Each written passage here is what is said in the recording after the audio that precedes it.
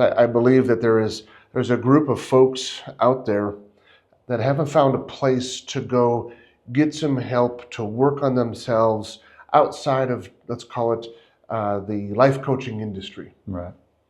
where you're working on goals and you're working on strategies and things. But I think there's a group of athletes, of military, I think there's a group of folks that really value getting down underneath and understanding the system, the data, the numbers, let's say. And they just haven't found a home yet. Yeah, it's interesting. I just got back from doing an assessment, for working out. Now, I've trained my whole life.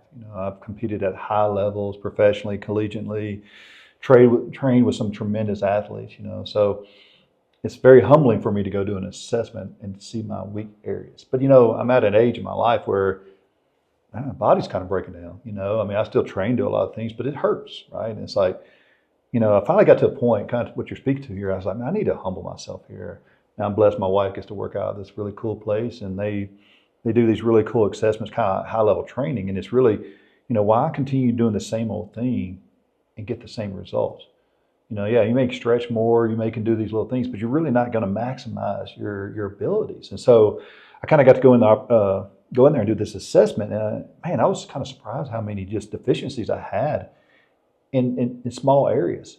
It wasn't big things, in my shoulders, in my knees, and just my ankle mobility, little things like that. But my point to that was, man, there was so much value just from that assessment today that gave me a lot of hope that, man, I can get back to a level that I feel really good and compete and push and train, do some things I love to do. And you take that mindset, that's kind of what we're talking about here, right? And to, the client out there that's just kind of been doing the same thing over and over. And I don't know how you want to define your success, but you're just getting through, you're just maintaining. It's not exciting. It's not, life changing. It's just not terrible. It's just kind of a grind.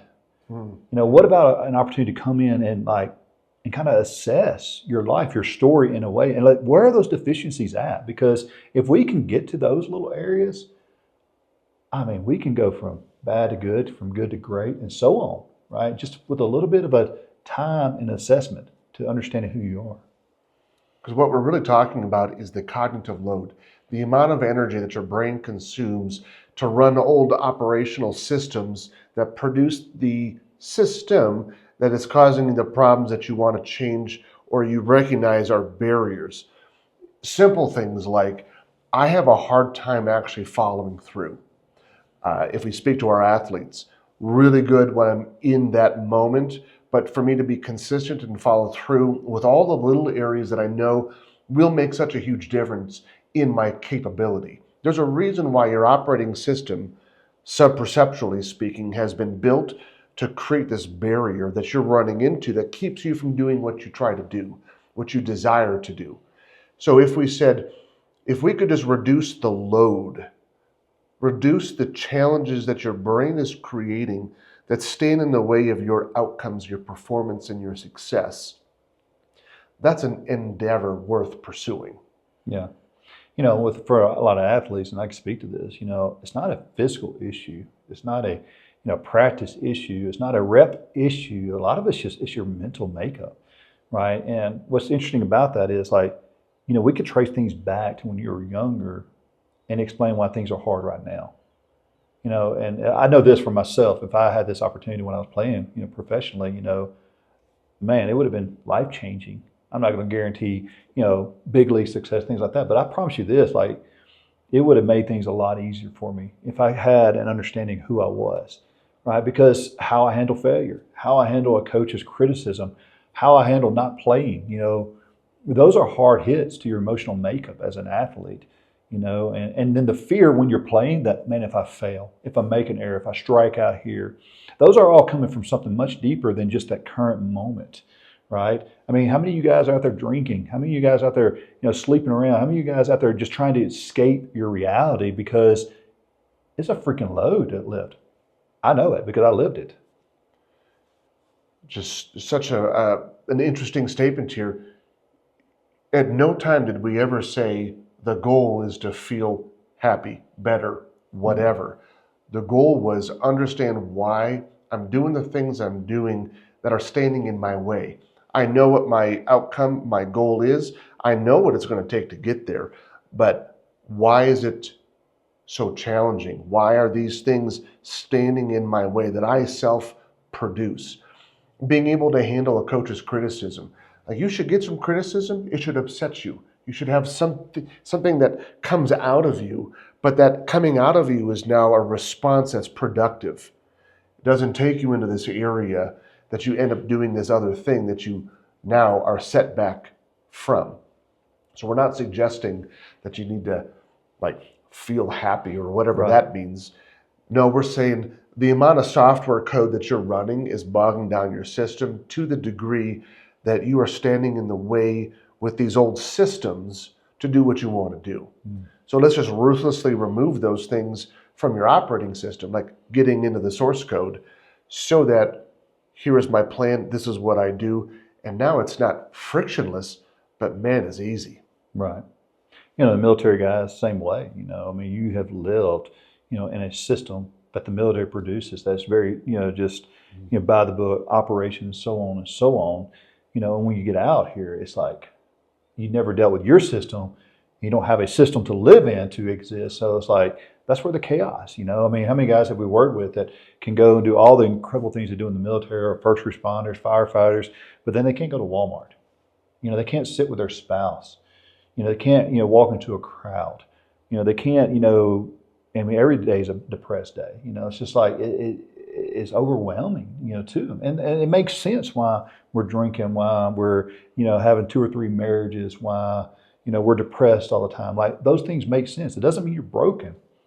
It just means you never really got to dive into your system and break it down in a way to understand, you know, where are these things coming from? You know, and what an opportunity to kind of come sit and do that. Like, I love working with those guys here because they're kind of our cut here, man. They get it, man. They get it here, and they're hungry because they love this stuff that we do. They're all about systems, all about operations, you know, to a fault a little bit. It's like, all right, but it really feeds that side of them, you know, because they that's how they see, that's how they had to operate, you know, at that level, and so it makes sense how that's how they want to look at their life. Yeah, exactly. It's a familiar system, which is there is a process, there are data points, there's things that I can understand and evolve from and respond to. I just don't know what to look for. And if that's what I'm saying, there's a place here where we're not interested on the front end of how you feeling today. That's important to us, no question. But I'm more interested in, where did you learn to produce an organizational system that mediates right now between the moment and what you're feeling, experiencing, doing, thinking, and acting?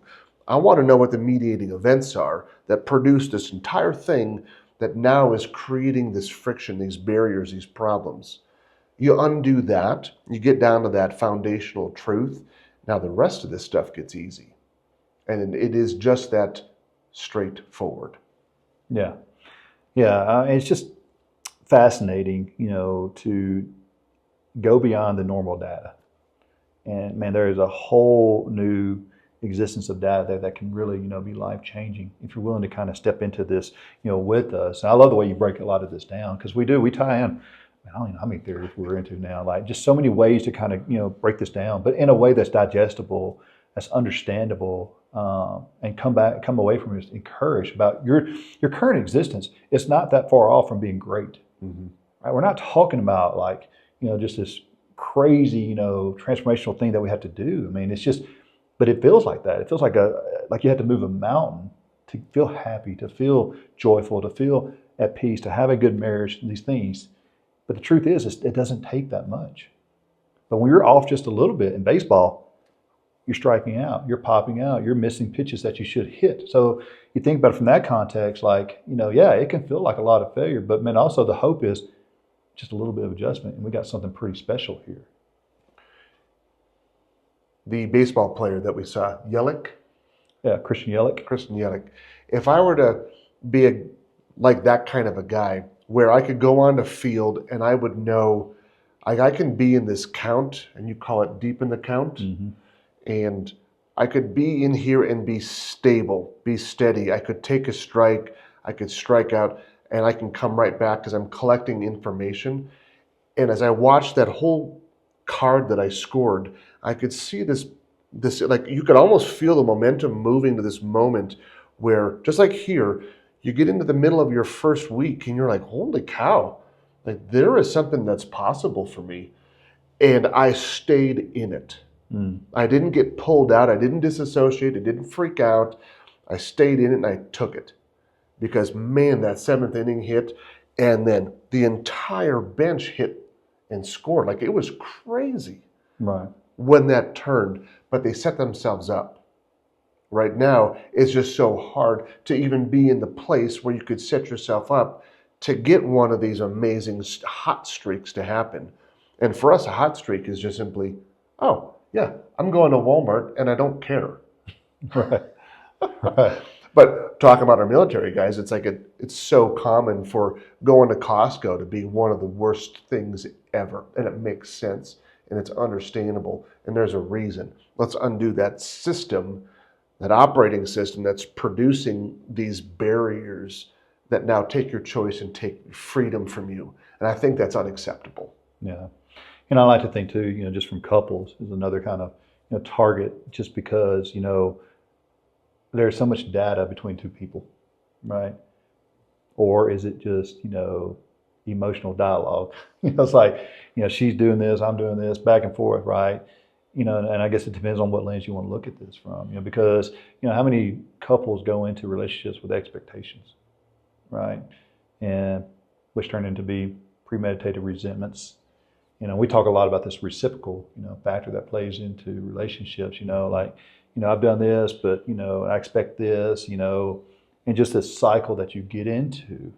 But man, it's such rich data to really turn back to self and realize, what is that in you, that needs to be healed? What is that in you that's out of line? Because if you can do that, man, like you want to talk about transforming marriage, and I would say overnight, if you're willing to kind of allow yourself to be that vulnerable to look in there and see, these pieces, because that's what, I think there's a richness to, relationships, because it really kind of exposes these wounds, but we don't look at it that way. We look at it, hey, it's that person's fault or this person's fault, not like, oh no, this is something much deeper for me.